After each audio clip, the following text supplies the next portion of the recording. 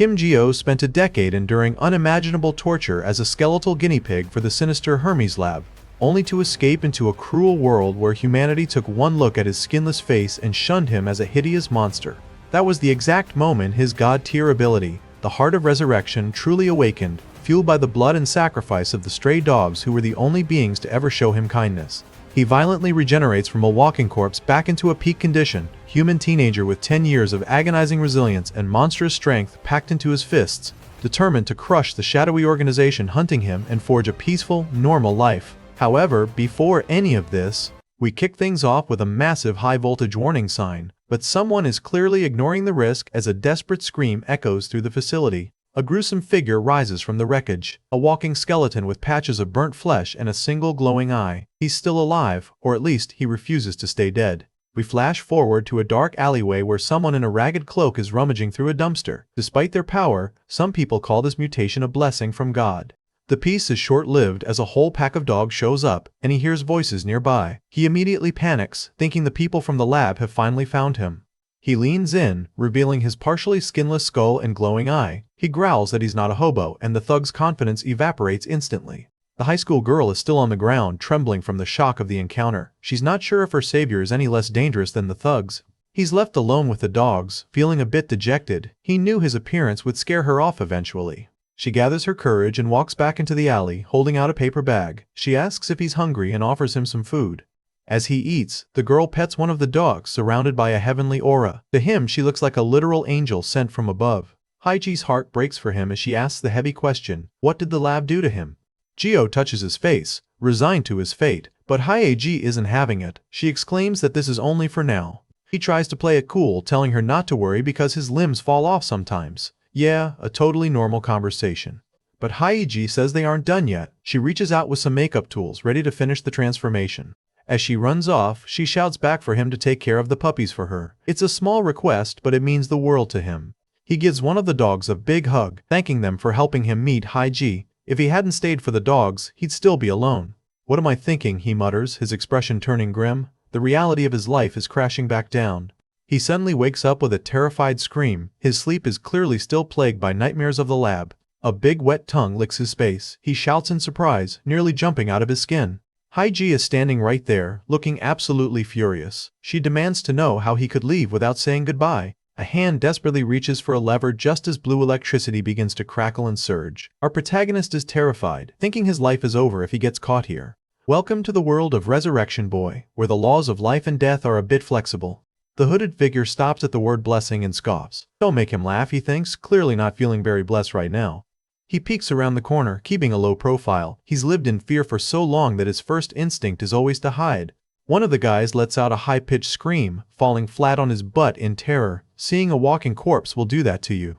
He looms over her, pointing a skeletal finger as a red aura flares up. It looks like he's about to finish the job and she's bracing for the worst. He goes right back to eating though. At least now he can eat this dog food in peace, he thinks. Desperate times, man. The skeletal guy is stunned. He asks if it's for him, his single human eye wide with shock. She breaks the silence, asking what she should call him since Mr. Skeleton probably isn't on his birth certificate. Ji-oh hesitates, the memories clearly being painful to revisit. He starts to explain, his hand reaching for his skull. She stands up and reaches out, demanding that he comes with her. She's taking charge of the situation. He just slides the bone back into place, explaining that as long as he lines it up right, it reattaches. IG is literally covering her eyes in terror. She points out that his face is still visible. Since he doesn't have ears to hold a mask, she decides to cover his skull with makeup instead.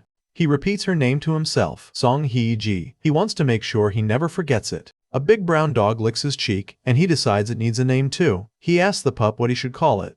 He looks at his reflection in a puddle. He's being hunted by a powerful, shadowy organization that will stop at nothing to get him back. He jumps up in a panic, only to find a tiny mouse hanging around. He gasps, his heart racing.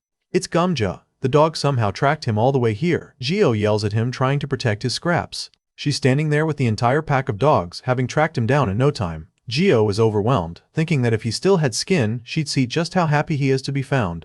Two men in dark suits have him cornered, pinning him against some industrial machinery. He's struggling with everything he's got, refusing to let them drag him back to whatever nightmare he just escaped.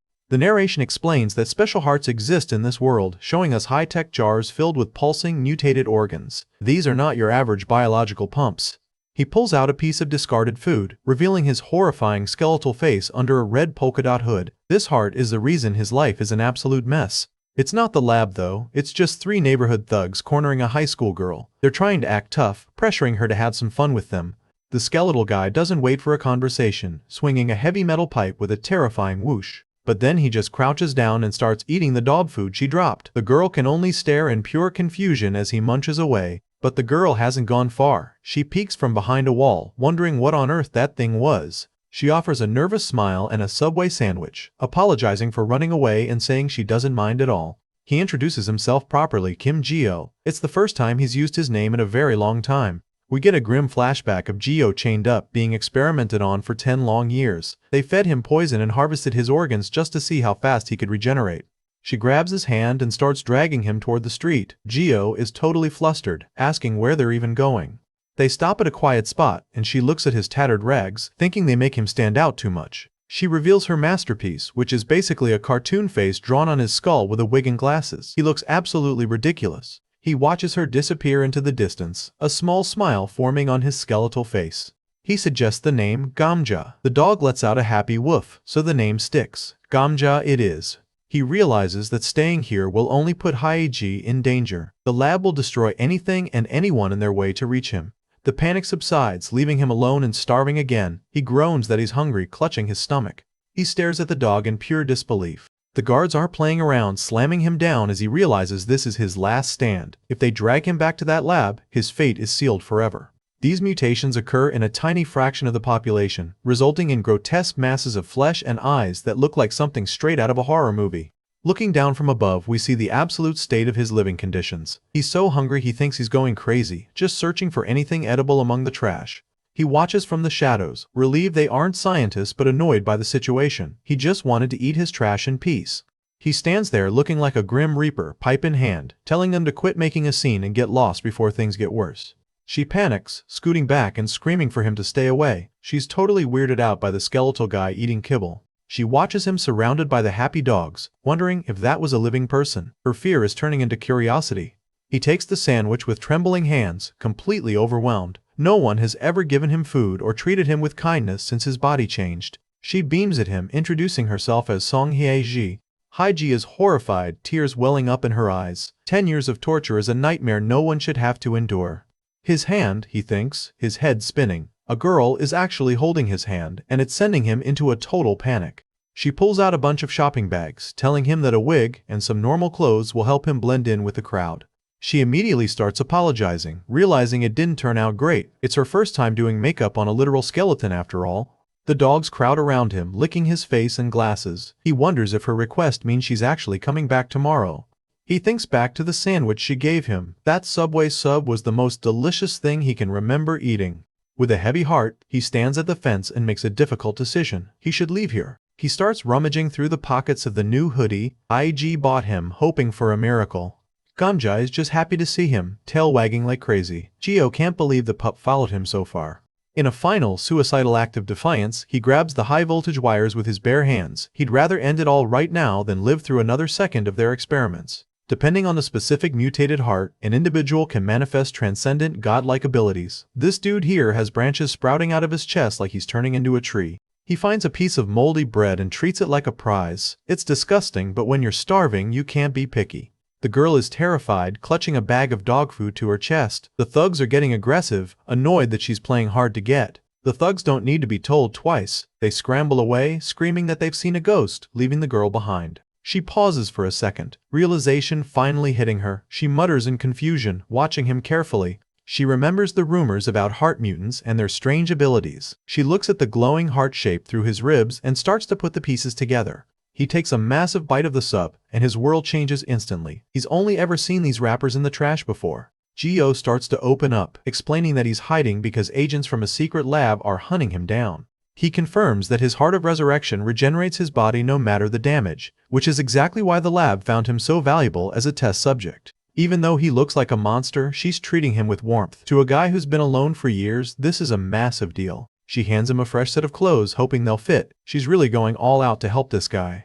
Geo just stares at her, not quite sure how to react to his new look. He looks like a low-budget Halloween costume. He remembers the lab again, where he was nothing but a serial number and a test subject. The contrast is jarring. He's totally smitten, convinced that Hyeji must be a real angel sent to save him from his misery. He walks away from the alley and the dogs, disappearing into the dark city streets to keep his angel safe. He finds a few pieces of dog food he had stashed away earlier. He's glad he brought some with him, trying to stay positive. How did you get here, he wonders. But then a terrifying realization hits him. The surge of electricity is blinding, his final thought hanging in the air as the current takes hold. This looks like a one-way trip to the afterlife. These people are known throughout the world as heart mutants, shown here using their powers to scale buildings and escape capture. He forces himself to take a bite, gagging as the stale taste hits him. He tries to convince himself it doesn't even smell bad, which is a total lie. Our guy notices the bag she's holding. It's puppy food. He realizes she didn't just stumble into the alley, she came here specifically to feed the dogs. The camera zooms in on the bag of mamoru dog food. Yeah, he is definitely eating the puppy salmon and peas recipe right now. Guilt starts to set in. He saved her from those thugs and her response was to scream and run away like he was a monster. This is heavenly, he cries out internally. The flavor is so overwhelming he can barely process it. Hyeji is shocked to hear about a lab that captures people like him. The reality of his situation is starting to sink in. That's why he ended up looking this hideous, he says, pulling his hood down further in shame. He's blushing so hard his skull is turning red. He warns her that if she grabs him too suddenly, something bad might happen. Geo is touched, looking at the brand new gear. He stammers that they're wonderful, nearly in tears. Suddenly, Hyeji checks her phone and panics. She's late for her academy and has to run before she gets in trouble. Everyone else he met while running away fled in terror the moment they saw his face. They didn't see a person, just a monster. He settles in for the night, looking forward to seeing her again tomorrow. For the first time in years, he has something to look forward to. The next morning, we see a bridge over a canal near the industrial district. Geo is on the move again, looking for a new place to hide. He pictures the Subway sandwich in his mind, trying to use the power of imagination to make his meal better. Don't tell me, he thinks, if Gamja is here. His single eye widens as he looks toward the entrance of his hiding spot.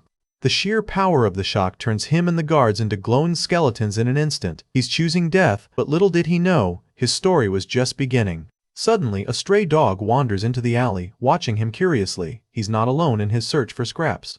He can't just stand by while they harass a kind person. He steps out from the shadows, towering over the thugs with a simple "excuse me." He looks up, realizing he's being a bit of a weirdo. He stammers out an apology, asking if he scared her. She sees him sitting there in the dirt, sharing the last of the food with the stray dogs. He looks more lonely than scary. We get a Food Wars style shot of the sandwich. The fresh vegetables, the meat, the bread. It's the best thing he's ever tasted. He thinks he could die happy right now. He explains that there is a research lab that captures heart mutants, and they are dead set on bringing him back to their facility. Hyeji looks at him with pure determination. She's seen enough, and she isn't going to let him stay in this alley alone. And just like that, his entire forearm just slides right out of his sleeve with a sickening sound. He puts on a stylish tracksuit and feels a warmth he hasn't felt in years. He thinks it feels like he has skin and real hair again. They stand in the clearing, both realizing their little adventure has to pause for a bit. Go just says yes, feeling the loneliness return. But Hyeji was different. She sat with him, fed him, and treated him like a human being. She's the first person in a decade to do that. But then he suddenly stops. A dark thought crosses his mind as he looks at his hands. He finds a small concrete alcove under the bridge and crawls inside, trying to stay out of sight of any passers-by. He munches on the kibble, and to his surprise, he thinks it actually tastes like the sub. The power of a hungry mind is incredible. He looks absolutely caught, his face a mask of shock and guilt. Buried deep within his chest is a pulsing, mechanical-looking heart. He reveals his secret. He possesses the heart of resurrection, meaning death is just a temporary state for him. Showing he's still got a heart of gold, he holds out the piece of bread to the pup, asking if it's hungry too. The thugs spin around, confused by the hobo in the polka-dot hood. They have no idea who they're dealing with. The girl's face is a mask of pure horror as he asks, with a mouthful of kibble, if she minds if he eats some more. Hyeji lets out a blood-curdling scream, staring at the detached skeletal hand she's still holding. Go just stands there awkwardly, missing an arm. He suddenly pauses, hearing a strange sound behind him. The dog happily munches on the bread, and our skeletal protagonist gives him a little pat. He calls him a good boy, finding a small moment of peace. That's the final straw. She lets out another scream and bolts out of the alley, yelling that it can talk. Hyeji starts rummaging through her backpack, worried that Geo hasn't had a proper meal since that sandwich yesterday. She's brought a literal mountain of snacks to make sure he's fed. Hyeji is immediately curious, leaning in for a closer look. She exclaims in excitement, fascinated by the bizarre biology of a heart mutant. He slumps back against the wall, the weight of his situation settling in. He mutters, that's why they're still chasing him so relentlessly no matter where he hides. Gio gasps, his single human eye bulging in shock. His sister is a heart variant? Hi! G just nods with a confident yes. He offers a rare, genuine smile to the dog, promising he'll come back to see him again. He's finally starting to look toward a future that isn't just survival. The SUV slams into Gio with terrifying force, sending him spinning through the air. Glass shatters and debris flies everywhere as the impact rattles the street. The boss man with the long dark hair and a permanent scowl exhales a plume of smoke. You skeleton bastard, he growls, looking down at his prize. His face is a nightmare of bone and raw muscle as he bellows that this is all because of him. He's realizing that his presence has once again ruined everything. The dogs jump onto the dragging rope, their teeth sinking into the fibers. Gio gasps, his single eye wide with disbelief. The thugs look at the dogs with pure disgust. One sneers, asking if these mutts have gone crazy, ready to clear the road. I'll absorb the blood spilled by those thugs, he thinks, his human hand reaching out toward the dark liquid on the asphalt. The thugs stand over the fallen dogs, their shadows long and menacing. One mocks them, still swinging his bloody bat. But the reality of the world was even colder. A collage of angry, disgusted faces fills the screen. But contrary to his expectations, the people outside despised him. They treated me like a human being, he bellows internally. His skeletal body begins to glow with an intense, bloody red light as his power surges. His human hand clenches into a fist, the dark red energy swirling around his wrist like smoke. He looks down at his hands, his voice a low whisper. My body, he says. Gio doesn't wait for a conversation, preparing to unleash hell. The thugs are still trying to pretend they're in control, with the boss telling them to just catch him again. He looks at the remaining thugs with eyes that would make the devil flinch. He growls that he knows the method to die in the most painful way. She pulls out a tray of cookies and starts pouring fresh milk directly over them. She tells him to try it, introducing him to the high-tier culinary world of convenience store desserts. We get a gruesome close-up of his arm as the flesh begins to squelch and knit itself back together over the bone. It's a sound that would make anyone else gag, but to him, it's progress. Haiji looks at him with realization dawning on her face. She's finally putting the pieces together, figuring out the reason he left without a word. Gio falls silent, his mind racing as Gamja gives his skeletal hand a little lick. This changes everything. He might finally have a real ally. The determined look returns to his face as he prepares to follow Hayaji. This time, he won't run away like a coward, he vows to himself. He hits the asphalt with a sickening thud, his skeletal body bouncing off the hard ground. It's a miracle his bones didn't just turn to dust. He stares right at the terrified Gio, his eyes full of malice. He orders his men to take him, while paying him back for everything he's done. He looks up and sees Hayaji being manhandled by two thugs in the back of the open van. He thinks that even Hayaji has been dragged away, his heart breaking. The combined weight of the dogs acting as a counter-anchor starts to slow the van down as they pull back with everything they've got. One of the thugs delivers a brutal kick to a dog's ribs. The sound of the dog whimpering sends a jolt of horror through Gio as he screams, "No! Move, please, just until I reach that blood," he begs his broken limbs, dragging himself across the road like a dying man reaching for water. Gio's eyes are wide, fixed on the carnage. 10 years, he thinks, the memories of a decade of suffering flooding back. He's sitting in a trash heap, looking like a monster. Everyone thought of him as a monster, he thinks, having lost all hope in humanity. A massive shockwave of red energy erupts from his body, literally blasting the pavement apart as he begins a high-speed regeneration. The energy continues to weave around his body, building up layers of muscle and skin in seconds. It looks like he's being reborn from a sea of blood. It has fully returned. He clenches his hand, feeling the strength and the warmth of real blood for the first time in a decade. Gio delivers a point-blank punch that practically collapses a thug's face. He's moving so fast it looks like a blur of solid muscle. The thugs are shaking uncontrollably, their weapons feeling like toothpicks against this monster. One of them looks like he's about to faint from terror. Gio looks away, his skeletal face filled with guilt. He admits he thought if he stayed with her he might eventually become a burden, revealing that his disappearing act was an attempt to keep her safe. Gio is absolutely baffled, staring at the soggy cookies like they're a science experiment. He stammers out his confusion while Hayaji promises him it's actually delicious. Hayaji watches the slow process with concern. She asks if it always regenerates bit by bit like this, realizing he's still mostly a walking skeleton. Gio confirms her fears, looking away with a pained expression. He tells her that if she gets involved with him, she'll be in danger too, so she doesn't need to be nice to him anymore. IG crouches back down, begging him to trust her just this once. She promises her sister is really kind, hoping to convince him to come out of hiding. The two of them start walking out of the industrial area and back toward the city. For Gio, this is the first time in 10 years he isn't walking alone. A massive, bald thug jumps out of the van and grabs Haiji by the throat, cutting off her scream. He barks at his crew to catch that bastard before people show up. The black SUVs roar to life and speed away, the tires screeching as they head back toward the hell Gio fought so hard to escape. His fingers dig deep into the asphalt, blood spraying everywhere as he tries to act as a human anchor. The sound of his bones scraping the road is sickening. The thick rope finally gives way under the strain, the frayed ends whipping through the air. The thugs start swinging wooden planks and bats, beating the defenseless dogs back with sickening thuds. This is getting gruesome, fast. In the background, the thugs are laughing as they continue the slaughter of the dogs. The sound of bones breaking escalates the violence. Flashback to the lab, Gio is chained and suspended in the air, a test subject sign hanging over his broken body. For 10 years, this was his entire reality. The pulsing of the heart returns, beating with a sinister red light. It's a sound of awakening, of a monster finally deciding to fight back. The red energy starts to knit muscle and skin together over his bones in a terrifyingly fast process. This is the true power of the heart of resurrection. The transformation is nearly complete. His hand is perfect, no scars, just the smooth skin of a teenager. A flash of him as a young boy, lifting massive tires with a giant grin, just like when he was young, when blood circulated like crazy. He's back to his peak. He follows up with a savage uppercut, his fist glowing with that same red aura as he sends a guy spinning into the air. Only the one who answers first will be spared. He's making it very clear that their time is up. Haiji isn't having any of his noble sacrifice act though. She gives him a gentle, reassuring smile and tells him that she's just glad she found him. He takes a look at the tray and starts to get emotional. Compared to the literal trash he's been eating for survival, this looks like a 5-course meal prepared by a Michelin star chef. Gio drops a bombshell. It usually takes several years to fully recover. Haiji's jaw practically hits the floor. Years? Who has time for that when you're being hunted? Haiji isn't taking no for an answer, standing up with determination. She demands they go to the police station right now, ready to fight for her friend.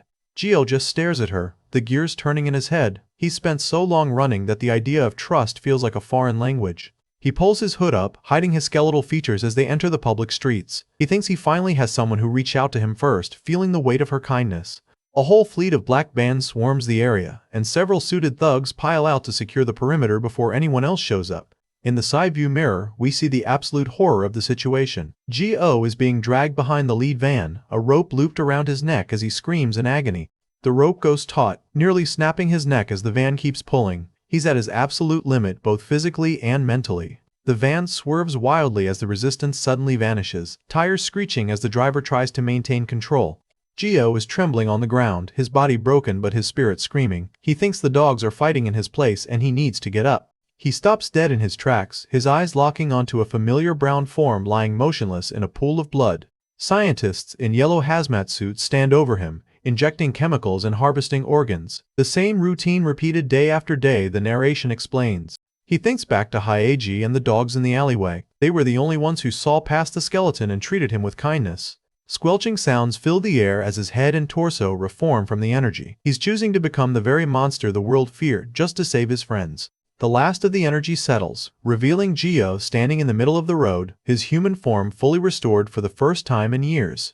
The camera zooms in on his eye, his pupil narrowing with an inhuman intensity. No way, he thinks, feeling the sheer volume of power flowing through him. He punches the side of the black SUV with so much force he leaves a massive crater in the reinforced metal. The whole vehicle shifts from the impact. He towers over them, blood dripping from his hands and his face. He's ready to make them pay for every single drop of blood they spilled. Even little Gamja joins in, nuzzling up against Gio's skeletal chest. It's a heartwarming moment as Gio realizes that even this tiny puppy was worried sick about him. He takes his first bite, and the flavor explosion is so intense he starts leaking tears from his empty eye sockets. This is a taste that brings tears to his eyes. He cries out, his mind totally blown. He explains that the slow-motion healing only happens when he's using the method of eating food. Haiji's eyes narrow. If food is the slow way, what on earth is the fast way? Gio is terrified of the idea, reminding her that the last time he met authority figures, he was treated like a monster and nearly shot to death. To him, the police are just more people with guns. The scene cuts to Haiji walking away with the pack of dogs trailing behind her. She calls out that she'll be home early today, leaving Gio with a lot to think about. He catches a glimpse of Haiji smiling as she walks beside him. To him, this whole situation feels surreal, like a dream he's afraid to wake up from. The thugs roughly grab the dazed Gio, pinning him down as he struggles to process what just happened. He's bouncing off the pavement, his skin being shredded by the asphalt as the van accelerates. This is pure, cold-blooded torture. He looks down at the road, his spirit starting to break. He thinks that with this trash ability he can't do anything, feeling more like a monster than a person. The SUVs come to a screeching halt in the middle of the road, the thugs inside realizing they've lost their cargo. He forces his skeletal body to move, his fingers digging into the dirt. He has to do something. His skeletal face is a mask of pure, unadulterated horror. We see him screaming inside an experiment chamber as energy surges through him, injecting blood every day, removing organs, torturing. It was a never-ending cycle of agony. A vortex of blood and energy swirls around him, an aura of pure power radiating from the center of the road. We get a look at his new face. He looks determined, dangerous, and utterly focused. One of his eyes glows with a bright, predatory red light. He reaches out, and the red energy literally siphons the spilled blood off the ground. With the tobs' blood, he thinks, using their sacrifice to fuel his revenge. The van is totaled and the thugs are scattered across the road like bowling pins. Geo is a one-man demolition crew. His final demand echoes through the industrial park. Haiji, where did you take her? The real hunt has just begun. To celebrate the reunion, Haiji dumps a massive haul of convenience store snacks onto the ground. She declares that they should eat first, because nothing builds a friendship like shared junk food. Next up is a cold Pepsi, and Geo is convinced his brain is actually melting from the sugary goodness. Haiji just laughs at his over-the-top reaction, telling him to take it easy. Geo thinks back to a terrifying image of a massive, mutated heart pulsing with dark energy. He could just absorb a large amount of blood, he thinks, but he decides that's probably a bit too horror movie to tell her right now. But Haiji has an ace up her sleeve. She shouts that her older sister is a police officer, leaning right into his face to make sure he hears her. Geo is now decked out in a fresh red and white tracksuit. Haiji is saying goodbye to the dogs, telling them they'll hear from the shelter soon and to be good. Suddenly, they reach a busy street and the blinding headlights of a black SUV illuminate Geo. He wonders if he can live without running away now, just as the peace is shattered. The sound of a Zippo lighter clicking open echoes through the tense air. A small flame illuminates a very dangerous-looking face. Damn it, he thinks through the blinding pain. He was so close to a normal life, and now he's literally being dragged back to hell. Someone, please, he prays to the universe, his skeletal face a mask of pure desperation. He needs a miracle, and he needs it now.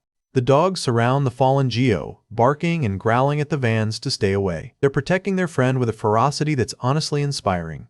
A thug grabs a dog by the neck and starts slamming it into the ground. Geo thinks the dogs are getting hurt, his rage finally overriding his fear.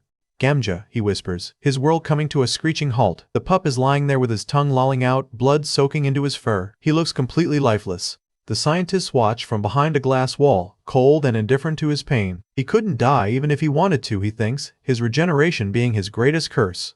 He stands tall, his new muscles looking lean and powerful. The rags of his old clothes are hanging off him, but he looks like a king among the men. The thugs are losing their minds. One is asking what the hell is with that guy, while another screams that his body has completely regenerated. Their confidence is gone, replaced by pure terror. He ignores the remaining thugs, crouching down to gently pull the bloody Gamja into his arms. The transition from warrior to friend is instant. Suddenly, Geo looks down at his arm and gasps. He shouts that his bone has regenerated, seeing the physical evidence of his body healing itself right before his eyes. He keeps it vague, telling her that the blood absorption method was only possible back at the laboratory. For now, he's stuck with the cookies and milk diet. She reveals the final secret. Her sister isn't just a cop, she's also a heart mutant. Geo is stunned as he looks at the image of a glowing, powerful heart in Hyeji's mind. Gamja lets out a happy bark as he sits in the dirt, looking up at his skeletal savior. Geo is caught in the glare of the headlights, his skeletal face illuminated. The ominous hum of the approaching car tells us the lab hasn't given up yet.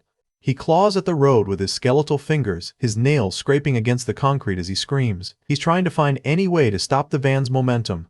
The miracle arrives in the form of 4 paws. The pack of stray dogs comes charging out of the alleyway, chasing after the van with an intensity that matches Geo's own. The boss man steps out of the vehicle, looking absolutely livid. He mutters a curse, reaching for something in his belt. He notices the pools of blood from the thugs he managed to nick earlier. That's it, blood, he thinks, remembering the fast way to heal. The other dogs are in the same state, scattered across the road like discarded trash. The sound of dripping blood is the only thing he can hear. He planned an escape, and by a stroke of luck he was able to escape the laboratory. We see him running through the forest, a man possessed by the desire for freedom. The conversation turns grim as he explains that the lab only helped him recover so they could continue their torture. Right, because they needed to experiment on him as they pleased, he says, his skeletal teeth clicking. Geo pets the pup gently, whispering his thanks to Gamja for helping him again. He's finding comfort in the loyalty of his furry friends. Haiji spins around, her face a mask of pure terror as she realizes they've been spotted. The nightmare is back. A whole squad of heavy-set thugs steps out onto the pavement, their boots clicking ominously as they prepare to finish this the hard way. The entire pack has been decimated. The thugs have no mercy for anything that gets in their way, even a bunch of loyal strays. Standing in the woods, tattered and half-skinless, he thought escape meant happiness. He thought he could finally be a person again. We cut to a suspicious-looking warehouse facility hidden away in the hills. This definitely isn't a place where anything legal happens. She's completely surrounded by a crew of stone-faced thugs in suits. These guys aren't some neighborhood bullies, they're professional criminals.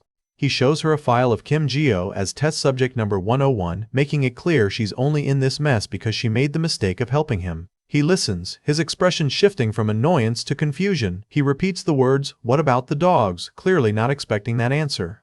He explodes into a rage, screaming at the top of his lungs. He calls them useless trash, yelling about how much he's worth. She whimpers that she doesn't know, her eyes squeezed shut. She's terrified, but she's not giving him anything. The boss grabs her hair and pulls her head back, about to make good on his threat. But then, a sudden crack echoes through the warehouse.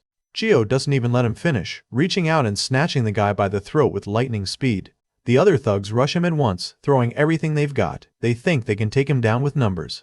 The thugs swarm him again, landing blow after blow. They're trying to pummel him into the ground by sheer force. She's completely stunned, her eyes wide as she looks at the bloody, monstrous figure that used to be her skeleton friend. The boss lowers the smoking gun, a cruel smirk on his face. He mocks Jio for crawling right into their trap like an idiot. He's taking a literal hail of bullets, his body jerking with every impact. The boss shouts at them not to stop, loving the carnage. Haiji is screaming for them to stop, her face covered in tears as she watches him get shredded. Deep inside his chest, the mutated heart pulses with a brilliant, sinister red light. It's demanding more blood. Jio stands tall, blood literally erupting from his wounds as he forces himself back together. It's a terrifying and gruesome sight. He takes a massive amount of fire, blood spraying everywhere, but his expression is one of terrifying resolve. He thinks that it doesn't hurt as much as he thought. Jio delivers a point-blank punch right to a thug's face, the impact so powerful it practically caves in the guy's head. One thug is losing it, shouting that Jio is floating or moving too fast to track. They're completely outclassed. He continues his rampage, taking them out one by one with brutal, calculated strikes. He's not just fighting, he's taking revenge. The boss is cornered, pointing his gun with trembling hands and screaming for him to stay back. He's terrified for his life now. The boss is slumped on the ground, completely out of it. The king of the warehouse has just been dethroned by a monster. He delivers a massive overhead slam, his fist coming down like a meteor. This guy is about to pay the ultimate price. The boss is out cold, his face a complete wreck as he slumps against the cracked floor. The reign of terror is over. Haiji calls out to him with a quiet "Mister." She's finally safe, and she's looking at him with a mix of awe and worry. Jio breaks down, tears streaming from his eyes as he hugs her back. He's finally safe with the one person who truly cared for him. Close-up of her hand clutching his shredded shirt. It's a small, intimate moment of connection in the middle of all that violence. Several black SUVs are parked in the yard, confirming that the thugs from earlier brought Haiji exactly where we feared. It's the hideout of the very people hunting Jio. She stammers, asking where she is, her eyes darting around the cold, industrial space. He gets right in her face, threatening her to keep her mouth shut if she wants to stay alive. The guy is a total psycho. The caller is reporting the insane scene from the road, where the dogs were literally tearing into their men to save their friend. He kicks the floor in fury, threatening to kill his own men if they don't bring the skeleton back immediately. He pulls out a tactical knife, his eyes glowing with a sinister red light. He's sure she doesn't know, but maybe a few extra breathing holes will jog her memory. Out of nowhere, a thug is sent flying across the room by a massive kick. Someone just crashed the party. The thug is gagging, his feet dangling off the floor. He can't believe how strong this kid is. His grip is like a vice of solid iron. Jio takes a heavy punch right to the face and doesn't even move an inch. He's just standing there letting them hit him. Jio looks like a mess, blood dripping from his face, but he's still standing. He looks like he's actually enjoying the pain. Jio is hunched over, a terrifying red aura flaring up around him. He looks like a demon that just crawled out of the underworld. He screams at his men to get all the guns they got from the deal. He's not taking any more chances with this freak. Jio's face is a mask of blood as he looks up. It hurts, he thinks, the reality of being human again finally catching up to him. Jio finally slumps forward, falling onto his face. The boss stands over him, calling him a stubborn son of a gun for taking so many hits. One of the thugs points a shaking finger, stammering to the boss that this guy is coming back to life. He's completely losing his mind as the corpse starts to move. The thugs panic, the boss screaming at them to do something and shoot. They start blasting again, desperate to put him down. We get a glimpse of his skeletal form being tortured in the lab. The pain of these bullets is nothing compared to what those scientists did to him. He follows up with a spinning back kick that sends another guy flying halfway across the warehouse. He's moving with speed that shouldn't be humanly possible. Go is a blur of motion, a shadow moving through the warehouse. However, he starts and you know the hammer is about to drop. A vision of the dogs that sacrificed themselves for him. He thinks about those kids who protected him. That's what's fueling this slaughter. He grabs Hyaji again, using her as a shield. He threatens to shoot this girl if Jiacho comes any closer. He's desperate and dangerous. Close up of the boss's face, bloody, swollen and trembling with fear. He's finally realized he's not the biggest shark in the tank.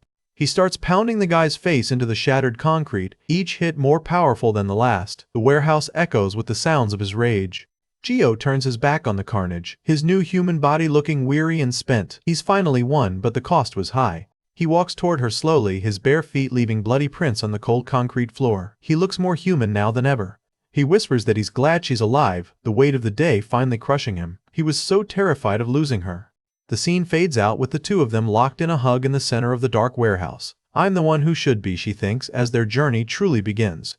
Inside, a rough hand yanks a burlap sack off a prisoner's head. The girl is finally seeing her captors. In the background, she catches sight of a gruesome medical setup where men are working over tables. The horror of this place is beyond anything she imagined as she wonders if those are dead bodies. He sneers that nobody here gives a damn if a couple of people die. He's making it very clear that her life means nothing to them. The boss's eyes go wide as he hears the impossible news. He can't believe it when he's told the skeleton turned into a human. He turns his rage back on Hyaji, grabbing her by the collar. He demands to know where that skeleton went, telling her to spit it out. Hyaji is shaking uncontrollably as the blade nears her face. She thinks she was so stupid, regretting getting herself into this death trap. The other thugs freeze in shock as their buddy hits the floor hard. They weren't expecting company in their secret lair. Go looks at them with eyes colder than death. Because of you people, he begins, his voice low and full of venom. Another punch lands, drawing blood from his lip. He's taking the hits like they're nothing, his gaze never wavering. He's taking a brutal beating, hits landing on his head and ribs as the thugs go all out. This looks bad, but he's still not fighting back properly yet. The boss's jaw drops as the realization hits him like a freight train. Holy cow, he thinks, that brat is the skeleton. Every thug in the room pulls out a pistol, the metallic clicking of slides filling the warehouse. The camera zooms in on the horrific damage, flesh tearing and blood spraying as the bullets rip through him. He's lying in a pool of his own blood, but then we hear it, a low, rhythmic pulsing sound. Gio stands up with an inhuman arch to his back, red energy flaring out like wings of fire. Gio takes a bullet right to the head and doesn't even flinch. I can feel every single bullet embedding itself in my body, he thinks, his eyes wide with an inhuman intensity. Flashbacks of intense heat and fire experiments show everything he's endured. He's been through hell and back 1,000 times. So bullets like this, he thinks, looking down on them like they're insects. He's untouchable now. He delivers another bone-shattering punch, the guy's jaw literally flying out of alignment as Gio vents his rage. He lands a crushing blow on another thug, the guy's face practically exploding from the impact. Gio has officially lost his mercy. Gio doesn't even hesitate, closing the gap in a heartbeat and delivering a punch that says everything. Never again, he thinks. He looks up at Gio, his eyes wide with a desperate, pathetic terror. He knows exactly what's coming next. A brutal shot right to the nose. Gio is venting 10 years of pain and anger on this one pathetic thug. Close up of his bloody, bruised fist. It's a silent testament to the absolute destruction he just unleashed. His footsteps echo in the heavy silence of the warehouse as he approaches his friend. The nightmare is finally over for both of them. His face is a mask of grief as he thinks about the sacrifice. He's absolutely heartbroken that the puppies died saving him. It's Song Hye-ji, looking absolutely terrified as she's forced to her knees. She demands to know who the hell these people are, trying to stay brave. One of the thugs grabs her by the hair, roughly pulling her head back. He growls that this little girl is loud as hell, totally unfazed by her fear. Suddenly, a vibrating buzz cuts through the tension. His phone is ringing right in his pocket. He starts shouting into the phone, demanding that his man speaks clearly. He's completely losing his cool now. He's completely unhinged now, shouting right in her face. The pressure is on, and he's not taking, "I don't know," for an answer. Tears stream down her face as she braces for the pain. She wonders what she should do, her hope fading fast. Standing in the doorway is a dark silhouette, back turned to the room. It's an intimidating sight, especially with the backlight making them look like a reaper. All the dogs died. He's still holding the guy up like a trophy, his fury finally starting to boil over. He looks up after the hits, and you can tell he's just been waiting for his turn. The thugs are starting to realize they messed up. The boss and his right-hand man watch in total confusion. They've never seen anyone take this much punishment and stay conscious. He remembers the file of the skeletal test subject, recalling that he might be unrecognizable if he regenerates. He almost didn't recognize him. They all open fire at once, the boss shouting that they'll make way more money if they catch him, so don't hold back. We see his bones shattering under the impact of the lead. The level of violence here is absolutely insane. His hand is flat on the ground, and you can see the blood-red energy starting to swirl around his fingers. The heart is still beating. The boss looks like he's seen a ghost. He stammers that he's getting up like a zombie, starting to realize that bullets might not be enough. More bullets hit him shoulder, chest, head, every shot leaving a bloody crater. He just keeps walking through the hail of lead. Another vision of a massive industrial press crushing his entire body into the floor. These guys have no idea what pain really is. He stares right at the boss, who's looking bloodied and broken himself. He tells him he can endure as many as he's got. The power dynamic has officially shifted. He's a whirlwind in the center of the warehouse, thugs flying through the air like ragdolls. What drives him crazy is what he says next. He punches the boss right in the face, the impact sending ripples through the guy's skull. It's a beautiful moment of pure justice. He begs to be spared, promising he'll do whatever Gio wants. He's offering anything just to stay alive. The screen is filled with impact lines as Gio continues the assault. He's not stopping until there's nothing left. He takes one last look at the wreckage of the warehouse, surrounded by defeated men and shattered equipment.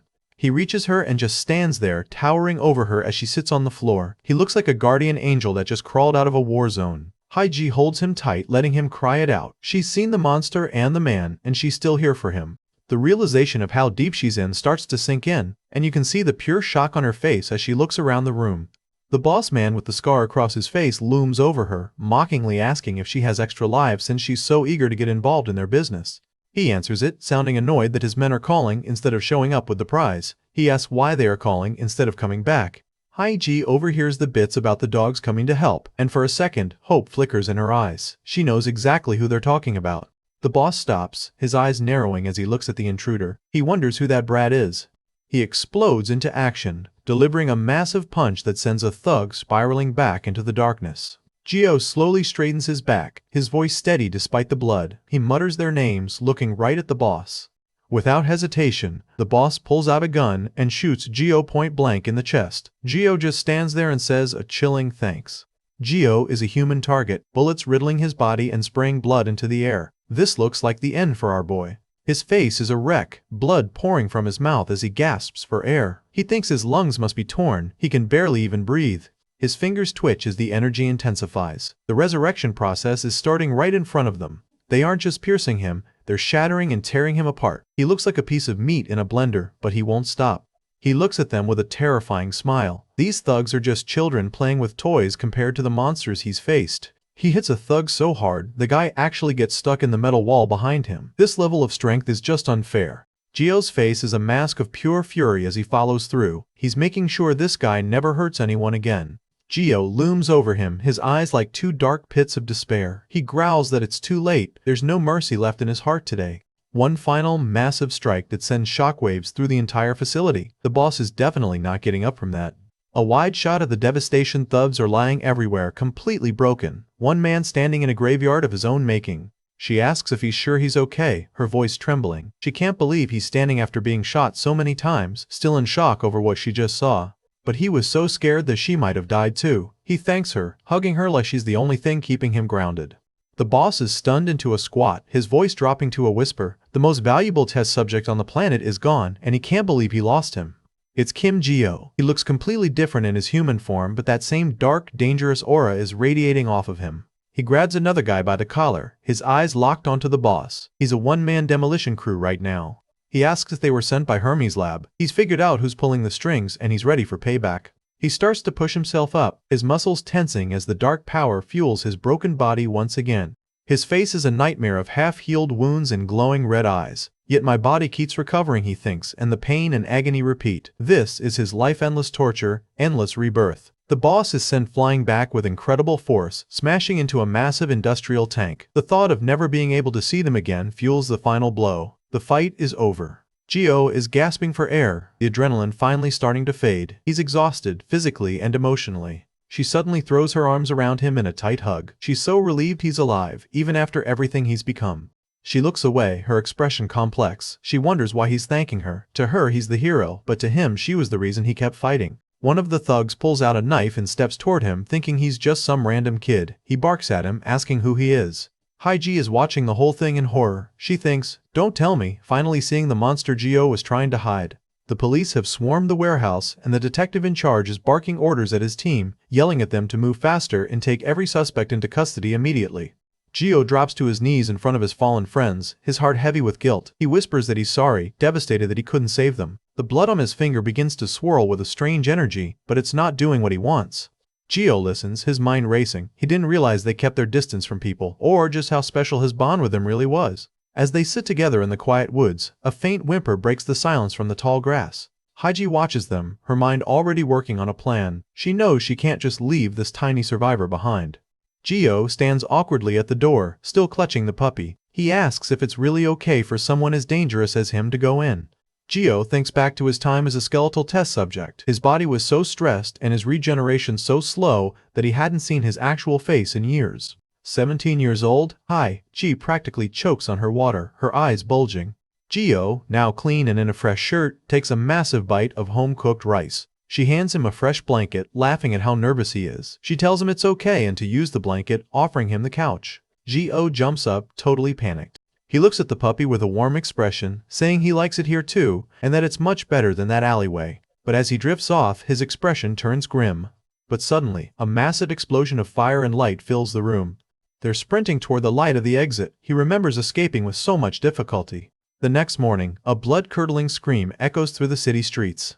The boss thug who was terrorizing Haiji is finally in handcuffs, looking absolutely pathetic as he's led away. The detectives are going through the paperwork, noting that this violent incident looks like a gang war gone wrong. We see the names of the loyal dogs who gave everything for him: Baduki, Siru, Titeangu, Choco, Bioli, and Maru. They were just strays, but they were the best friends a monster could ask for. He growls in frustration, angry that he's healing so fast. His body is repairing the wound before he can even use the blood to help his friends. Haiji explains that these dogs weren't just random strays, they were survivors of abuse who carried the scars of human cruelty. Out pops a tiny round puppy. Haiji exclaims that it's Gamja's puppy, her heart leaping with joy. She was so worried, but the little guy managed to survive the chaos. She looks at Gio, realizing he needs more than just an alleyway to live in. She thinks those guys from the lab didn't seem like run-of-the-mill bad guys, knowing he's still in danger. Haiji just laughs it off, dropping her backpack. She tells him he risked his life to protect her, so how could he be dangerous? She's not buying his monster act for a second. He touches the glass, staring at the handsome young man looking back. He wonders if this is what he looked like. It's like he's seeing a stranger. She gets right in his face, shouting that they are the same age. She asks why he just let her call him Misters this whole time. He's actually crying as he eats, overwhelmed by the simple kindness of a warm meal. He cries out that it's delicious. She heads to her room to finish her schoolwork, telling him to go to sleep whenever he's ready. Gio stammers his thanks, still feeling a bit overwhelmed. He sees the puppy with food stuck all over its face, looking a bit helpless. He thinks about what to call his new friend. Since he's Gamja's puppy, he connects Gamja to french fries. These are things that can easily be lost. The trauma of his past is never far away. The force of the blast throws the soldiers back, their silhouettes disappearing into the flames. Back in the present, Gio's eyes are wide open, but because they got separated at the very end, he doesn't know what happened to them. Gio is sprinting down the sidewalk at full speed, his new sneakers pounding the concrete. Looking at the absolute carnage in the warehouse, the police are baffled. They can't wrap their heads around how a group of gangsters did this much damage to themselves without any outside help. Haiji is clutching one of the pups, her tears soaking into its fur. She cries that it's her fault, feeling responsible for the dogs that followed her into a death trap just to save their friend. He bites down again, harder this time, blood spraying as he tries to force his power to work. He's hurting himself just for a chance to bring them back. Gio remembers petting one of them, realizing he completely misread the situation. He had no idea, he just thought they were docile. Both of them stare at the tiny furball in pure disbelief. After all that death, here is a tiny spark of life. She suddenly grabs her phone, telling him to hold on a second. She's going to call her sister, leaving Gio totally lost and wondering what's going on now. She mentions that her sister wants to meet him too. Apparently, she's investigating a case that might be connected to Gio's past at the lab. Haiji takes a drink of water, her mind already moving to the next mystery. She says the more they talk, the more shocking it gets, but something has been bothering her for a while. Gio blushes furiously, rubbing the back of his head. He just liked that she was addressing him like a person. Haiji is still at the stove, looking a little embarrassed. She says it's just soy sauce egg rice and she's not a good cook, but thanks him for enjoying it. The door clicks shut, and Gio is left alone in the quiet apartment. He shouts out to the little guy, his eyes wide with worry. He suggests the name Twigum. The puppy lets out a happy lick, so the name is official. From now on, your name is Twigum. We see a terrifying flashback of patients fleeing through a dark lab corridor, with someone screaming for everyone to run towards the exit.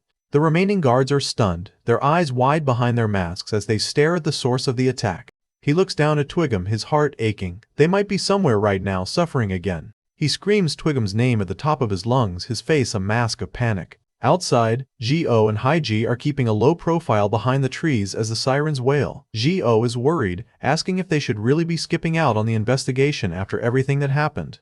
Gio watches her, realizing that his brief moment of kindness meant everything to these dogs. They didn't just see a skeleton, they saw a leader worth dying for. Haiji grabs his hands, begging him to stop. She screams that the dogs will be even sadder if he keeps doing this, trying to snap him out of his spiral. She tells him that if he continues to blame himself, it'll only make the dog's sacrifice feel like a tragedy. Their hearts will ache too, she says softly. The puppy trots right up to Gio, tail wagging. Haiji notes that it's looking at him, surprised by how bold the little guy is. She's on the phone, telling her sister she handled the situation as discussed, but now she's looking for a place to go. Gio catches a glimpse of himself in a hallway mirror and stops dead in his tracks. She gives him a long, suspicious look. Now that he's fully regenerated, he really doesn't look like a middle-aged man. She asks how old he is exactly. Haiji is stunned into silence. That's the most heartbreakingly sweet thing she's ever heard. Gio isn't having it. He tells her it's the best food he has had in years. To him, this is a 5-star feast. He stands in the middle of the room, looking at the modern furniture like it's alien technology. He rushes over and carefully cleans the puppy's face with a corner of the blanket. The pup just stares at him, totally confused by the attention. Twigum sticks his tongue out, looking satisfied with his new name. Guards are opening fire on the fleeing prisoners. A younger skeletal Gio is running for his life through the chaos. A figure stands in the center of the destruction, surrounded by shards of ice and cold mist. It's the woman from before, and she's looking like a total badass, screaming for Kim Gio to snap out of it. He clenches his fist with a look of pure resolve. That's why he won't let it be taken away from him ever again. He's absolutely devastated, tears streaming down his face as he cries out for his lost friend. After all that, did he lose the one thing he swore to protect? Haiji looks back at the flashing lights, explaining that her sister told them to stay far away from the scene. Apparently, things get way too complicated for everyone involved once a heart mutant is part of the police report. He can't stand seeing her blame herself. He snaps that it's not true, his expression turning intense as he bites down on his own thumb. They died giving their blood to him. Gio looks at her with hollow eyes, wondering why they'd be sad for him. He thinks they died because of him, and wouldn't they resent him for it? He sits quietly, petting one of his fallen friends. He's finally starting to understand the depth of the loyalty he earned. Gio looks at the puppy with a mix of love and sorrow. He asks if it hates him because his friends and its mom all died because of him. She agrees with her sister's plan and hangs up with a look of determination. He leans in closer, sweat dropping as he stares at his reflection. Something is very, very different. Gio is stumped. He hasn't thought about his age in so long. Time doesn't mean much when you're being tortured in a lab. She can't help but smile, thinking that his honesty is kind of sad, but cute. She mentions that her sister got called into work and won't be back tonight, saying she's probably busy. It's clear she's used to being alone.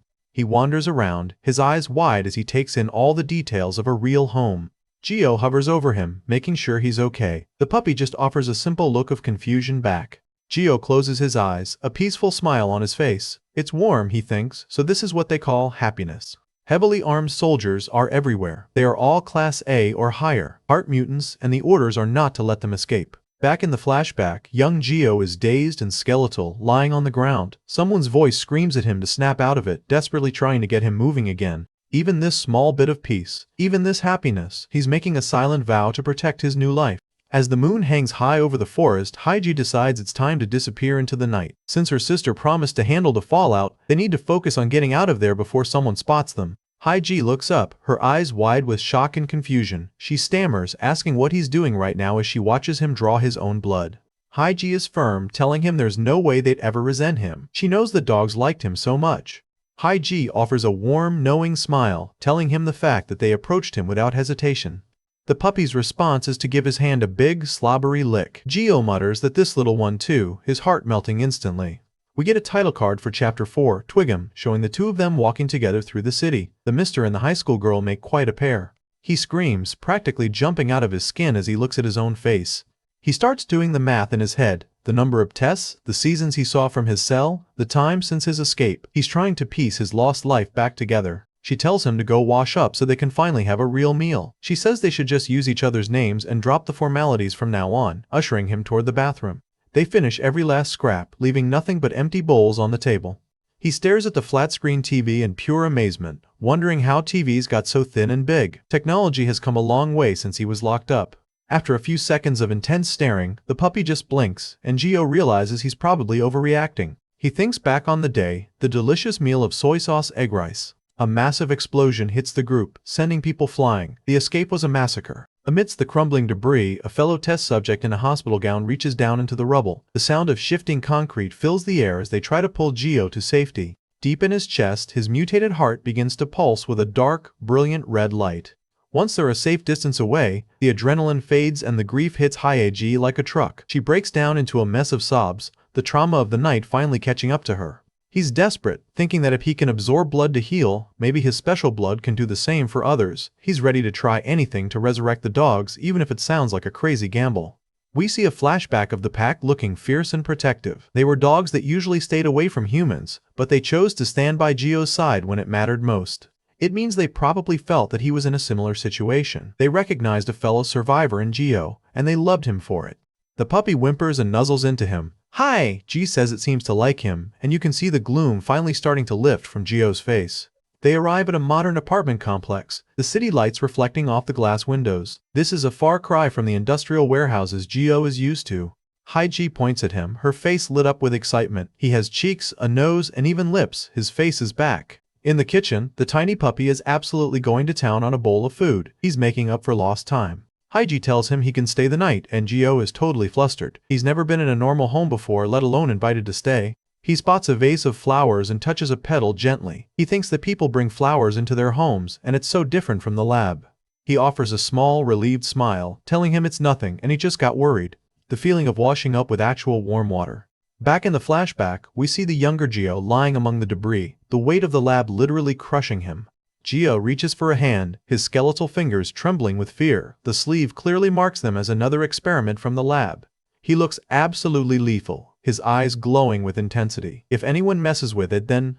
Geo isn't doing any better, burying his face in his hands as he lets out a quiet, painful sob. The weight of the lives lost to protect him is more than he can bear. Fresh blood drips from his hand as he reaches out to the fallen dogs. He's praying for a miracle, but his body has other plans. Geo takes a moment to process everything, a simple thank you escaping his lips as he finds a small piece of peace.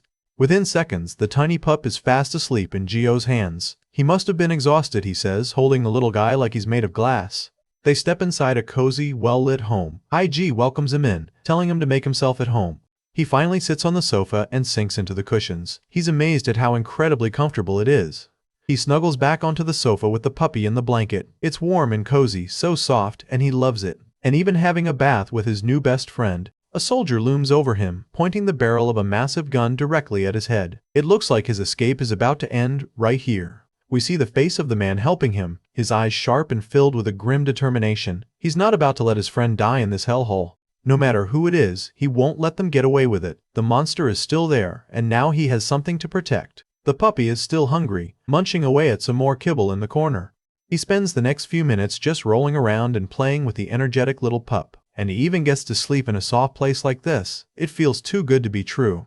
Geo looks up, his skeletal face frozen in a mask of pure terror. The urgency of the situation is clear. They need to get out now or they never will. Suddenly, the little guy lets out a tiny bark and sneezes, making a bit of a mess with his food. A woman with ice powers screams at them from the corridor, telling them to hurry up and get out because the exit isn't far. Geo finds his second wind and starts running again.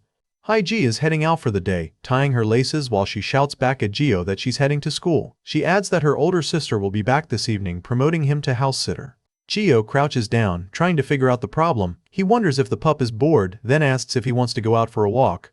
Geo grabs a length of rope and tries to get it around Twigum, but the puppy is having none of it. He's squirming and yipping everywhere, making the simple task look like a wrestling match. He stands outside the apartment complex, staring at the empty leash in his hands. He whispers an apology, realizing that while he was having a trauma moment, the puppy pulled a total Houdini. Geo is a blur of motion as he sprints past confused pedestrians begging for Twigum to answer him. He's attracting a lot of stares, but he couldn't care less right now. He slumps against a wall, staring at a nearby building with a hollow expression. He's physically and emotionally spent, but he can't give up yet. The guard is left in the dust, his jaw on the floor. He's probably rethinking his career choices after seeing that kind of speed. The third guy is watching a video on his phone. The screen announces a 1 billion won reward for reporting an unregistered wanted mutant. It's a chilling reminder of how the world really sees him. Twigum trots right up to them, wagging his tail. The girls are immediately distracted from their TikTok, surprised to see a puppy. He finally steps out looking incredibly shy. He explains that he didn't mean to startle them, but they have Twigum with them. He's even got a little leaf stuck in his hair. She says she'll tag him, looking totally confident. She's still holding Twigum, using the dog as a hostage to get Geo to cooperate. The other girls are in total shock. They can't believe Minjung just got rejected. It's a historic moment for the school, and they're here for the drama. Taegu is watching Geo cuddle the puppy. He thinks the guy is using a dog to hit on Minjung and has been watching him the whole time. He's totally misread the situation, but he doesn't care. Geo turns around just as the ball slams into his face. He's still holding Twigum, his expression turning blank as the impact lands.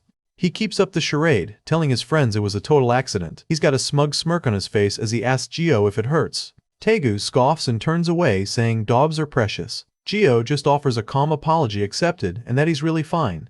It's Taegu, jogging up to Geo with a big fake smile and apologizing about earlier. He's acting all friendly, but you can see the malice in his eyes. We see a close-up of a shoe sole. It's a chilling, ominous shot that tells us exactly what's about to happen. She gives him a final look before leaving, reminding him to keep an eye on things. Geo stands in the doorway looking a bit shell-shocked, probably still processing that he's actually in a real home. He looks at the clock, wondering if he has to go to school right now. He decides to take him for a quick walk, already looking for excuses to explore his first day out as a normal human. Geo mutters as the puppy gets himself into a knot. Twigum lets out a frustrated cry as the rope gets tangled around his tiny body. His eyes go wide with a mix of shock and admiration. He gasps, amazed that the puppy knows how to escape too. The realization that the pup is just as much of a survivor as he is hits him like a freight train. He throws open a trash can lid with a loud clatter, shouting to see if he's in there. He's checking every possible hiding spot, no matter how disgusting. He peeks over a fence and sees a group of high schoolers playing soccer. He wonders if it's a school. The sight of normal kids his age is jarring after everything he's been through. Geo bellows Twigum's name as he hauls across the campus. He looks like a man possessed, his focus entirely on the tiny furball ahead. Geo's heart sinks as he hears them talk about hitting the jackpot if they ever caught one. He realizes this is how the outside world sees heart users. To them, he's not a person, he's a payday. Minjung scoops the pup up, cooing over how cute he is and asking where he came from. Twigum is loving the attention, totally unaware of the danger. The girls' expressions shift instantly. They think he's super cute and handsome. It turns out being hot is a great defense against stalker allegations. Her friends are whispering in the background, shocked that she's actually asking for someone's Instagram, but agreeing that it makes sense with a face like that. Minjung's face turns into a mask of pure, unadulterated rage. She curses him for playing so hard to get. She's not used to being told no, and she's taking it personally.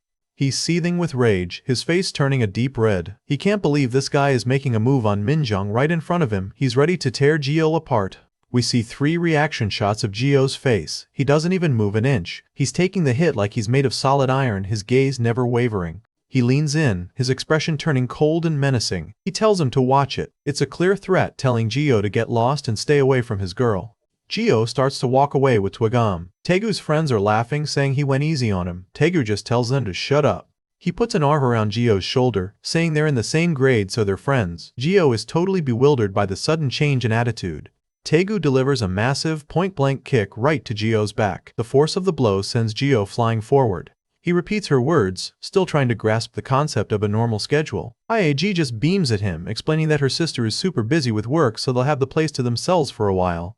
Hi-G pauses at the door, her expression turning serious. She's still traumatized from the warehouse and asks if it will be okay, worried that dangerous people will chase them again. The pup is practically tied in a bow now, looking totally miserable. Geo asks if it's really uncomfortable, his brow furrowed in concern. He's clearly a total amateur at this. He explodes into a sprint, his sneakers pounding against the pavement. He bellows Twigum's name, his voice carrying down the entire street as he starts his frantic search. He's on his hands and knees, peeking under a car and asking if he's in there. All he finds is a couple of mice sharing a piece of cheese, looking just as confused as everyone else. Suddenly, his eyes lock onto a familiar shape in the grass. It's Twigum. The little guy is just sitting there, licking his paw like he hasn't just given Gio a heart attack. We see a wide shot of the school grounds during lunch break. It's a bustling scene with students playing soccer and hanging out, totally unaware of the drama unfolding. He pulls back behind the tree, his expression grim. He needs to be careful, find Twigum, and get out of here. This school is a lot more dangerous than it looks. One of them suggests taking a picture of the baby and putting it on their story. Minjung poses with the dog, telling the others to come closer. They're sizing him up, noting his gym clothes. They wonder if he's a first year or a transfer student since they've never seen him before. He's the most interesting thing to happen to this school all week. Gio is totally lost. He has no idea what Insta is. The girls are impatient, reminding him that Minjung has over 100k followers and that if he gets tagged, his followers will go up fast too. Gio isn't hanging around for the fallout, reaching over and snatching Twigum back. He tells them it's his dog, so he's taking him back. He's finally got his friend, and he's not letting go. He turns to his soccer buddies and tells them to toss him the ball. His friends look confused, wondering what he's planning. He's still standing there, the soccer ball practically embedded in his face. He doesn't even look angry, he just looks empty. Gio looks up, blood streaming from both nostrils. Even Twigum is growling now. He says his dog almost got hurt and demands an apology. He's not asking. Taegu turns to his buddy with a sinister look, telling him to find out who that bastard is and what class he's in because he doesn't like his attitude. This isn't over. He says he felt bad just apologizing with words since Gio got hit by the ball, so he'll treat him to some bread. He's leading Gio toward a nearby bakery. Gio is on the ground, and Taegu and his gang are laughing their heads off. They can't believe he actually followed them. It was a trap from the very beginning. He tells her to have a good day and waves her off. As the door closes, he can't help but feel a little envious. To a guy who spent 10 years in a lab, the idea of school sounds like a dream. Gio flexes his hands, a confident smirk on his face. He tells her it's fine, because they won't recognize him now that he's back to his old self. He looks like a completely different person. Twigum lets out a sharp yelp as he tries to break free. Gio panics, wondering if he tied it too tight. The simple walk is turning into a total disaster before they even leave the apartment. We get a close-up of his face, and it's a total mess of tears and panic. He screams for Twigum, terrified that the little guy's first taste of freedom will be his last. He's scouring the alleys, checking behind every dumpster and trash bag. His anxiety is reaching a boiling point as the minutes tick by. Gio takes off again, vaulting over the wall and sprinting across the field. He thinks the dog must have chased Hyeji's scent all the way here. It's the only explanation that makes sense. Groups of students are everywhere, some practicing sports while others walk in pairs, chatting about their day. It's the picture of normal, everyday life. Suddenly, he spots a familiar brown shape trotting through the courtyard. He's found him. Twigum is just wandering around, totally oblivious to the bounty on his owner's head. As they're posing for the shot, a shadow falls over them. Gio's face appears in the corner of their phone screen, and they all let out a collective scream.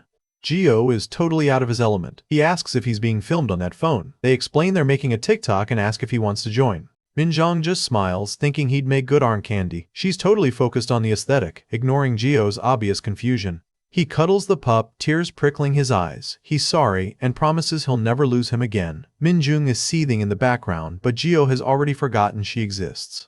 He winds up for a massive kick, thinking he's going to accidentally break Gio's nose. He's known for this kind of accident. Little Twigum peeks out from his jacket, looking totally unfazed. The pup has a lot of faith in his owner. Taegu just bursts out laughing about the double nosebleed. He's literally pointing and laughing at the handsome transfer student. Gio is walking down the street, clutching Twigum. He was really scared he'd lose him, still processing the panic from earlier. Bread? Gio's eyes light up. He's a sucker for food, and his brain has already shifted from danger to carbs. They're looming over him, their faces twisted with malicious glee. They mock him for really following them because they said they'd buy him bread. Gio just looks up with a blank, hollow expression. He's about to head back inside when a high-pitched whine stops him. Little Twigum is frantically scratching at the door, whimpering as he watches his other favorite person leave. Hyeji takes a second to process that and finally relaxes. She admits that's a relief, realizing that his new face is the perfect disguise.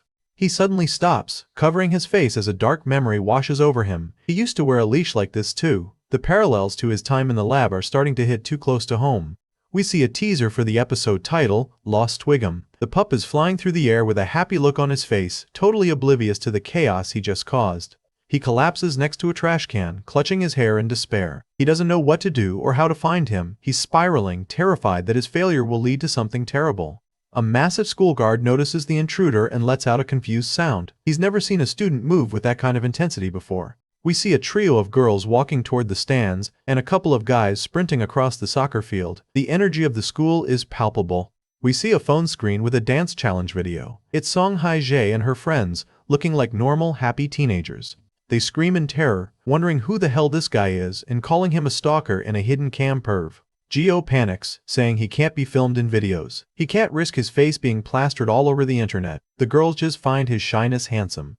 He rubs the back of his neck, looking away. He tells them he doesn't have anything like that. A social media presence wasn't exactly a priority in the lab.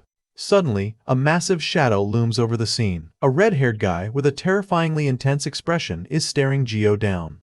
We get a close-up of the ball being absolutely flattened by the power of the kick. That thing is moving with the force of a cannonball.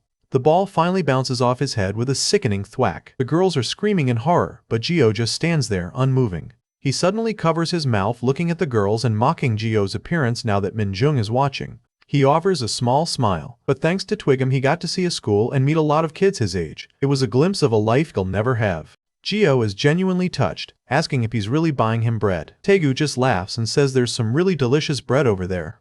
They mock him, asking if he's a little slow in the head. They've cornered him in a quiet alley, and they're ready to have some fun. Geo asks what's wrong, looking down at the pup. The poor little guy is desperate to follow Hae-jae, his tiny paws working double time against the wood. She points toward the hallway before finally heading out, telling him to put the leash on if he's going for a walk. She even yells the door code back at him as she disappears. We get a grim flashback of Geo in the lab, strapped into an electric chair with wires snaking all over his body. If he moved, electricity would flow through it and burn his entire body. This wasn't just a leash, it was a torture device. His imagination starts to run wild, picturing a massive truck bearing down on the tiny dog. The thought of him getting hit by a car is almost more than he can handle. Geo is a blur as he shouts back for him to wait while sprinting right past the guard. He's got a one-track mind, and nothing is getting in his way. Over at the bleachers, a group of guys is huddled around a phone while a couple of girls sit nearby, deep in conversation. It's the same routine every day for them. A trio of girls is crowded around the phone. They're showering the middle girl Minjung with compliments about how drop-dead gorgeous she is. Geo is hiding behind a tree, looking totally flustered and apologizing, while the girl in the yellow sweater shouts about what a pervert he is. Minjung isn't taking no for an answer, thrusting her phone toward him and demanding his Insta ID. She's used to getting what she wants, and she wants this cute transfer student on her feed. Minjung's jaw drops. She's never met anyone her age without an Instagram. Twigum just looks on with a happy little tongue-out face. He growls, asking who that bastard is, his eyes fixed on Geo. The girls in the background are looking worried, already sensing a fight is about to break out. The ball is a blur as it screams through the air toward Geo's head. It's a low-down, dirty move, and Taegu is loving every second of it. One of the girls rushes over, asking if he's okay. Geo is hunched over, his back to the others as he holds his face. The girls are horrified, telling Taegu that a kid got his nose broken last time. They're begging Geo to go to the nurse's office, but he's not moving. He's looking thoughtful, wondering if he would have made many friends if he went here. He's imagining a world where he was just a normal teenager. He even asks if there's stuff for Twigum to eat too. Taegu just laughs and says, of course he'll buy everything. He's leading the lamb to the slaughter. Taegu stands over him, his shadow engulfing the alley. He sneers that the bread he promised is a knuckle sandwich. It looks like it's going to be a lot harder to swallow than he thought. Back in the present, he decides he's seen enough, but thinks he has no choice. As he clutches his head in frustration, Twigum takes the opportunity to deliver a flying kick right to his face while the leash is loose. His mind shifts to even darker territory, imagining a group of thugs laughing as they corner the defenseless pup. He's lived through enough cruelty to know exactly what people are capable of. Geo is hiding behind a tree, sweating and catching his breath. He's fascinated by the sight, thinking this is a school, and a part of him wishes he could just be one of them.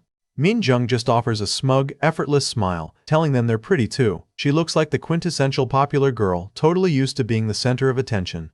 Geo gives a stiff bow, saying he appreciates the thought but has to decline. He's desperate to get his dog and get out of there before things get even weirder. His friends are huddled behind him. They ask Taegu if that's his crush. Taegu's jaw is clenched tight, his jealousy already boiling over. Thick, dark blood starts to drip onto the concrete. The girls panic, realizing he's bleeding and asking if he's alright. The situation just got real.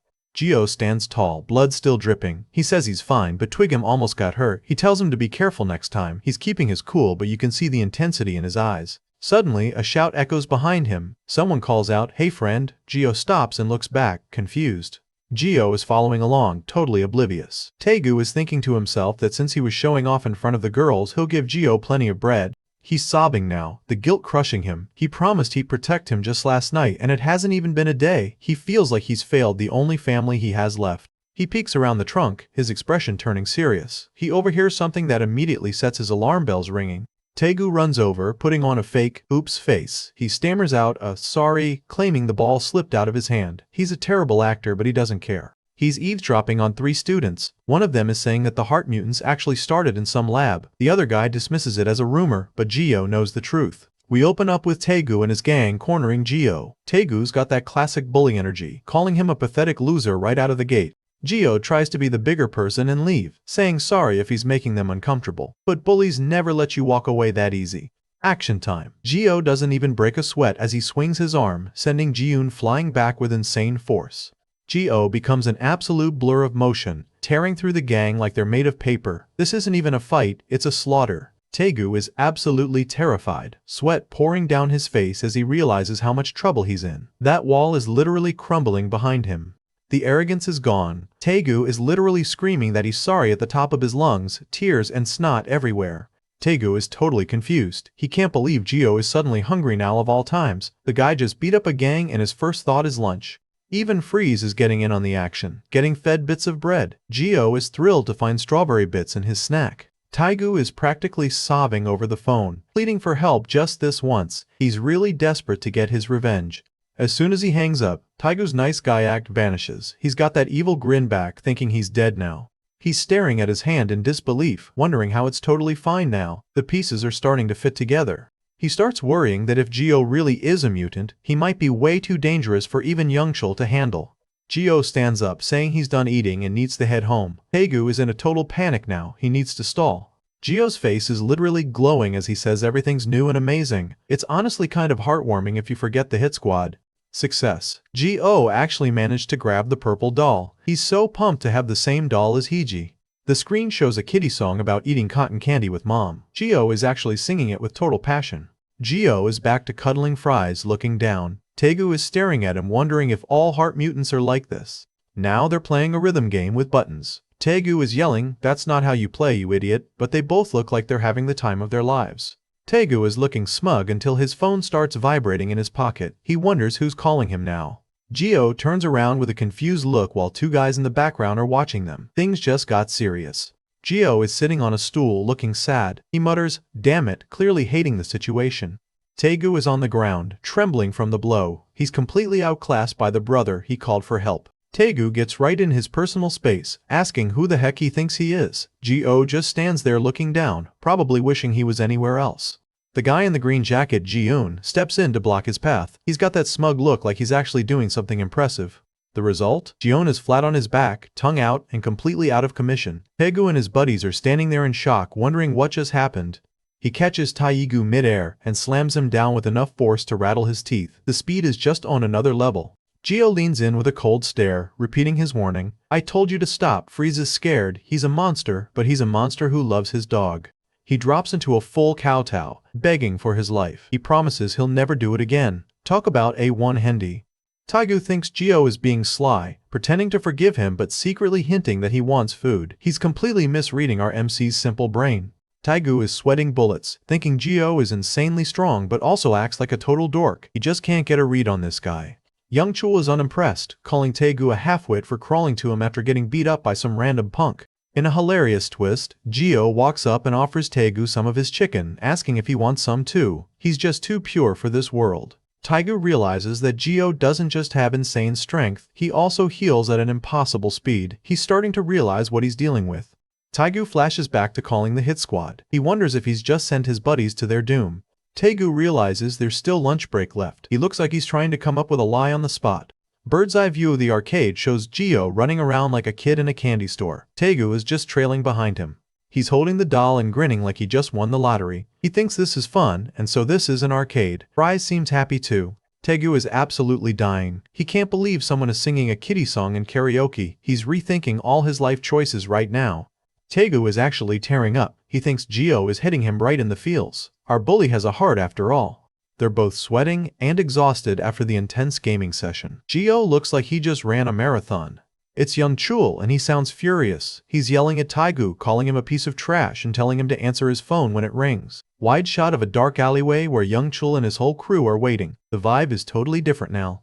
Taegu is hiding his face, thinking that this is so damn sad. and that he honestly kind of gets how he feels. Young Chul grabs Taegu by the hair and yanks his head back.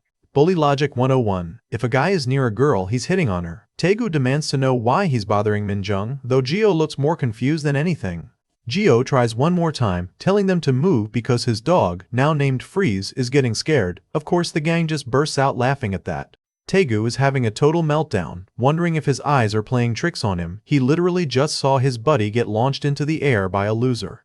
Geo pins Taegu against the brick wall, his hand firmly gripping the bully's head. This is the find out part of the mess around equation. The other students are losing their minds, calling him a freak and a monster as he walks away. He's definitely not making any friends today. In a desperate move, he pulls out his phone and shows Geo a picture of his own dog. He's trying to prove they're the same, shouting that it's true, he's got a dog at home too. Quick cut to Haiji sitting in class, looking bored. Meanwhile, the real drama is happening at the school store. Taegu keeps replaying that one punch in his head, the way Jio sent Jaeyoon flying like it was nothing. He wonders if he's some kind of pro boxer. He asks if he looks free to him, clearly annoyed by the interruption. He's way above Taegu's level in the food chain. Gio says he felt bad eating alone. Taegu is totally caught off guard by the kindness, especially since he's currently planning Gio's funeral. He pulls out his phone and looks up heart mutants. It says they are less than 0.001% of the population. He's literally found a unicorn. Taegu calls Young Chul back, panicking. Young Chul already knows the guy next to him is a heart mutant and sounds like he just won the lottery. Gio gives him a bright, innocent smile, saying he needs to head home now. He has no idea the boss fight is on its way. Gio spots a claw machine and notices a keychain character that Haiji has on her bag. He's so excited to see something familiar. Taegu is pleased, thinking his plan to stall is working perfectly. He'll have no problem stalling him until the guys show up. Gio stops, looking a bit sad. He asks if he's not supposed to sing this because it's the only song he knows. You can see the mood shift instantly. Taegu suddenly grabs a wad of cash and pulls Gio along. He says that if he can't live a normal life, he has to live an extraordinary one, and he'll show him a whole new world. Taegu is laughing his head off, calling Gio actually hopeless at this. It's a genuine moment of friendship. The realization hits Taegu like a truck. Oh crap, it's brother Young Chul. He's in big trouble. Taegu drops to his knees, bowing to Young Chul and apologizing. He tries to lie to save Gio, saying he's not actually a heart mutant.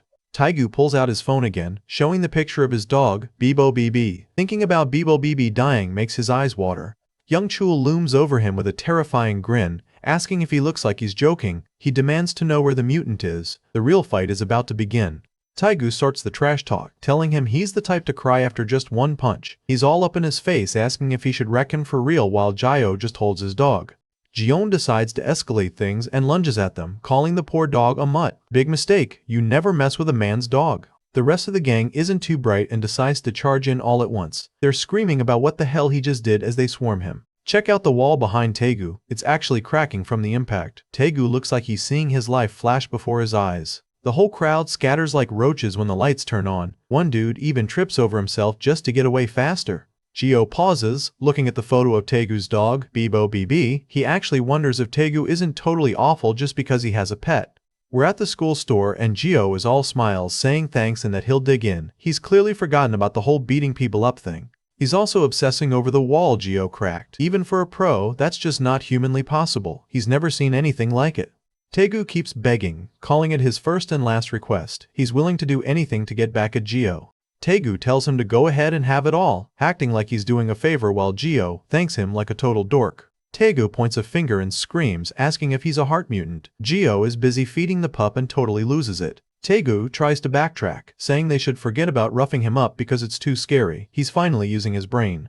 Taegu is sweating, thinking about how he's supposed to keep Gio here. In a Hail Mary move, he suggests skipping class. Taegu is watching him, thinking about what this guy has even been doing his whole life. Seriously, how do you not know what a claw machine is? Next stop, coin karaoke. Gio is just following along, repeating the words like it's a magic spell. He explains that his mom taught it to him before he was separated from his family at age 7. He never had a normal life to learn any other songs. They're at a drumming game now, and Taegu is shouting at him to hit faster. Jio is going absolutely wild on the drums.